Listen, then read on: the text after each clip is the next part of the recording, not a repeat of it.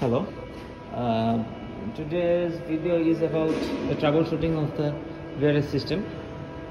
Now at PB205 we are having an alarm at the VRF controller unit.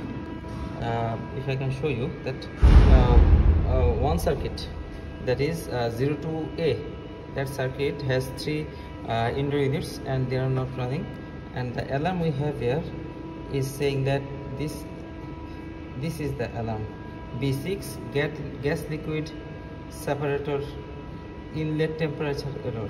So what happens if I actually start this unit from our main controller panel?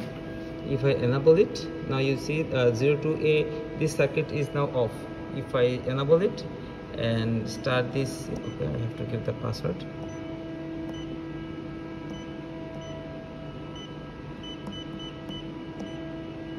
If I enable, sorry, the password was wrong.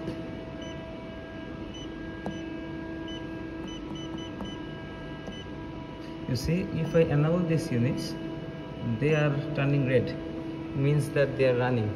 But actually, if I go to the local control panel, I see that these units are not actually running, because I can see from here that the louvers of the indoor units, they are not opening. That one at the very last. Okay, now we have to see this actually why this is calling. Actually we can understand that few days ago we have a similar problem of B7, and that was the tube sensor from the outlet pipe, and now I guess this is from the inlet pipe. So now we will go to the top and open the outdoor units, and let's see what happens there.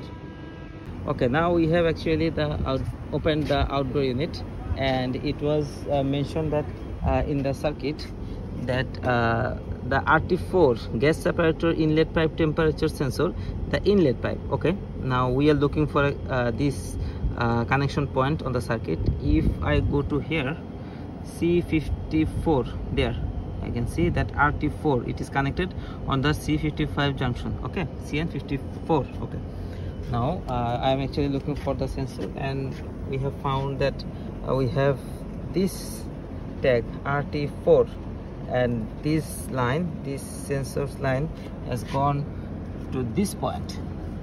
I don't know if it is visible or not. There it is. It was connected on that point. We have actually opened the sensor, and it was connected on this slot.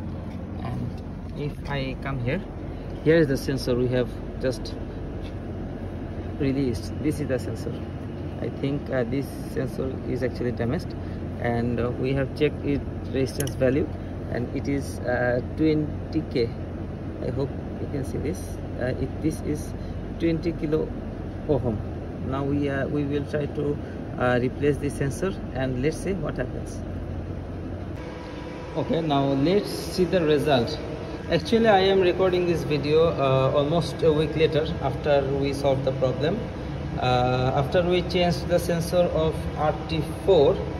So you see we are actually able to run the indoor units like 02A, 02A1, 02A2 and 02A3.